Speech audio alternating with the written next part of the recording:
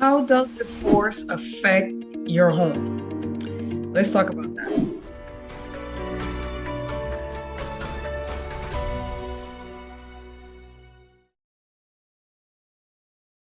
Hey guys, my name is Sandy Sills. I'm a licensed realtor here in Central Florida. I'm in the office today. It's a Saturday morning, and I decide, you know what? Let me do a quick video on divorces. It's not something that people get married to do. Obviously, we get married to stay together, but there are times that things happen. And when it comes to a divorce, we need to know about our house, our mortgages, and our taxes. How does divorce affect these things? So let's talk about how to avoid costly housing mistakes in the midst of a divorce, right? Divorce is a tough situation which opens up many emotional and financial issues to be solved. One of the most important decisions is what to do about the house. In the midst of the heavy emotional and financial turmoil, what you need most is some non-emotional, straightforward, specific answers once you know how a divorce affects your home. Your mortgage and your taxes is going to also be an issue. So these are critical decisions that needs to be made. Third-party information can help you make logical rather than emotional decisions, right? Probably the first decision is whether you want to continue to live in the home. Will the familiar surroundings bring you comfort and emotional security or unpleasant memories? Do you want to minimize change by staying where you are or sell your home and move to a new place that offers a new start? Only you can answer these questions, but there will almost certainly be some financial repercussion to your decision process. What can you afford? Can you manage the old house on your new budget? Is refinancing possible? Or is it better to sell and buy? How much house can you buy on your new budget? The purpose of this report, and this report is something, guys, that you could get from us. You could just send us your information. You could give us a call, text us, or leave a comment on the bottom there, and we can email you or mail you this information that I'm sharing with you. And I'm doing a summary of the old report that we have because we created this report because we realize that people don't know what to do when it comes to a divorce, and it depends upon what attorney you talk to and all this great stuff. So we want to give you an idea of how this is going to affect your home if you have a joint home together. So let's dig into this. Once you know how a divorce affects your home, mortgage, and taxes, critical decisions are easier.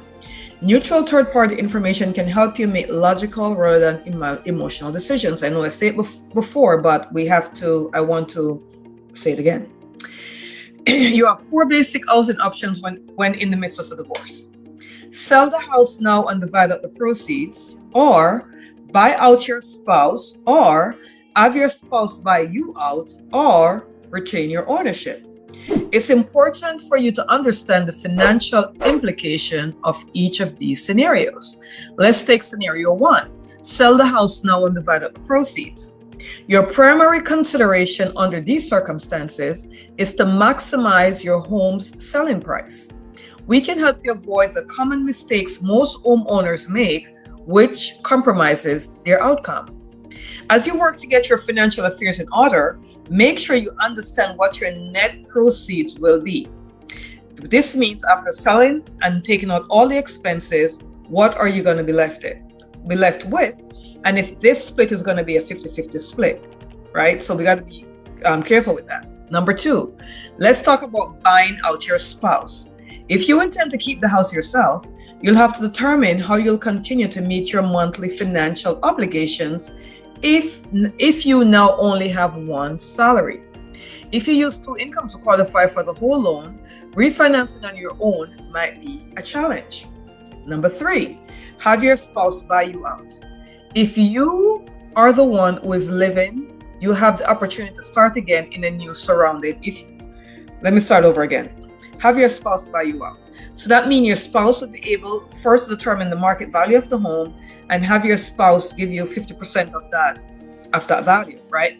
So your spouse may have to refinance the home, and then your spouse is going to have to figure out, can their income support them refinancing the home to buy you out, right? So this liability may make qualifying for a new mortgage difficult for you to decide to purchase a home, even though you won't have legal ownership. So we got to be careful on that. Number 4, retain joint ownership.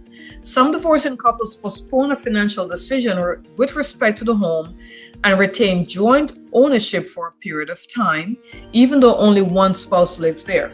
Or in some situations, they'll keep the home, but then they'll rent it out. And then from the rent, they'll pay all the expenses and then split whatever difference is made. So that's one option. This might be a temporary situation, right? Because a lot of times, there's animosity in the divorce to begin with. And if they decide to keep the home and then rent it out, then the home might need repairs. One spouse may say, I don't think we need to repair that. The other spouse, yes, we do. And this kind of stuff. So this may be temporary. Or it could work out. You got to keep an eye on the tax consideration, which may change from the time of your divorce to the time of the ultimate sale. So that's something to keep in mind.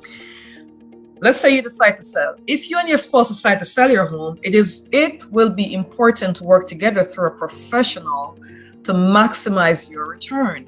Differences aside, you both should be present when a listing contract is put together. Both of you should understand and sign this contract, and both should be active in the ultimate negotiations. Let's say when you buy your next home. You're buying the next home, right? Use the proceeds from your previous home or buy out to determine an affordable price range for your next home.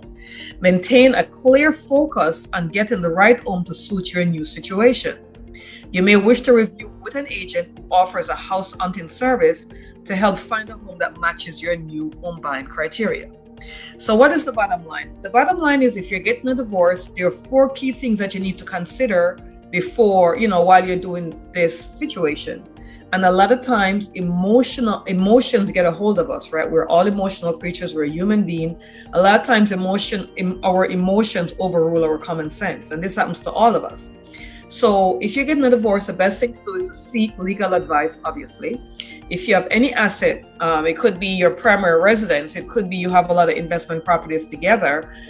You want to also consult with a real estate agent to figure out what are the properties worth now.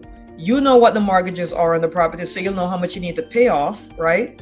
And what would be the proceeds? Do you want to sell everything and split everything 50-50? Do you want to keep everything and manage them 50-50? Are you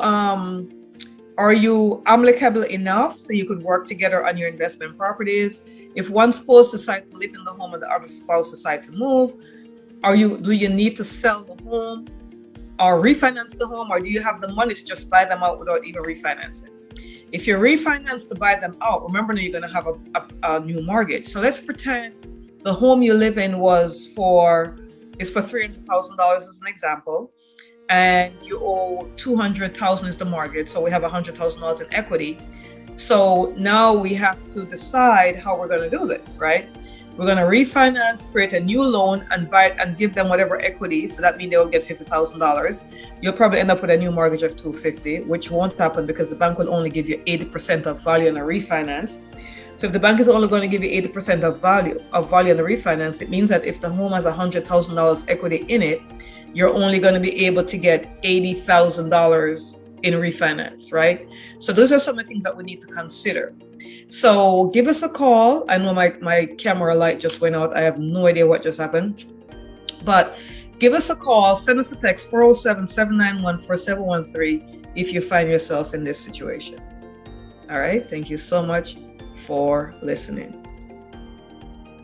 Okay, so I know my light and my camera just went out. So what I was saying is, if you decide that you're going to buy your spouse out, right? Let's say the home is $300,000. There's $200,000 for a loan, so you have $100,000 in equity, right? At this point in time, you could refinance and buy them out. But if you refinance, the bank is only going to give you 80% of value. So let's say the home is worth, as I said, $300,000, $200,000 mortgage. The bank is only going to give you 80% of equity, which means 80% of the $100,000, right?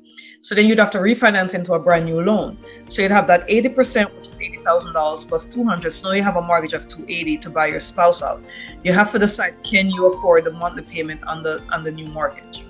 So if you want additional information, have any questions, do give us a call, send us a text, 407-791-4713. We'll be happy to answer any questions you have. We also could send you this full report that I just spoke to you about. We have a full, more detailed report on that can be mailed out or emailed to you, free of charge, no obligation. So give us a call and we will be happy to send it out to you. Thank you so much for listening. Again, my name is Sandy Sills and I'm a licensed realtor here in Central Florida.